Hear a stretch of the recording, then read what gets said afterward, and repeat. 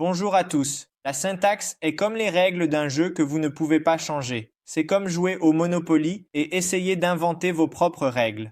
Cela ne va tout simplement pas fonctionner, à moins bien sûr que vous ne soyez le concepteur du jeu et que vous soyez celui qui établit les règles. En Python, la syntaxe fait référence aux règles et à la structure du langage qui régissent la façon d'écrire du code. C'est l'ensemble des directives et des normes dicte comment vous devez formater votre code afin qu'il soit valide et fonctionnel. La syntaxe inclut des éléments comme l'utilisation correcte des mots-clés, de la ponctuation, de l'indentation.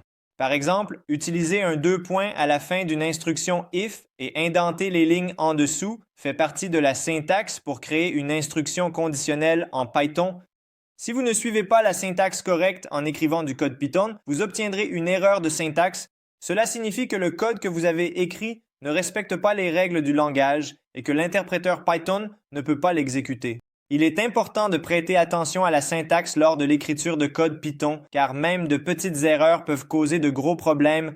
Heureusement, de nombreux éditeurs de textes modernes et environnements de développement intégrés disposent de fonctionnalités intégrées pour vous aider à identifier, corriger les erreurs de syntaxe pendant que vous écrivez du code, ce qui peut rendre le processus de codage en Python beaucoup plus facile.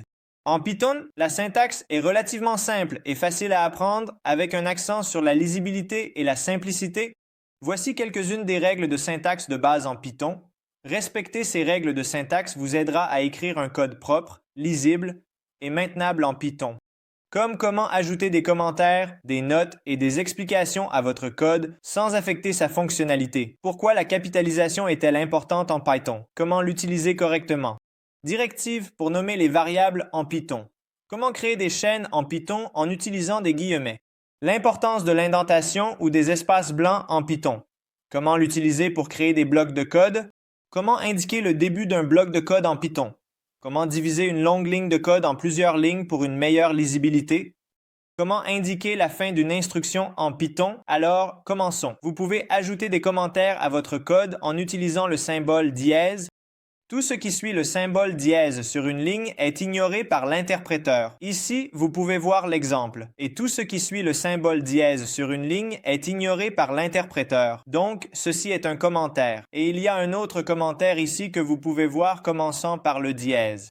Ici, vous pouvez voir la définition de la variable. Ce n'est pas la partie du commentaire, parce que le commentaire est après cette déclaration.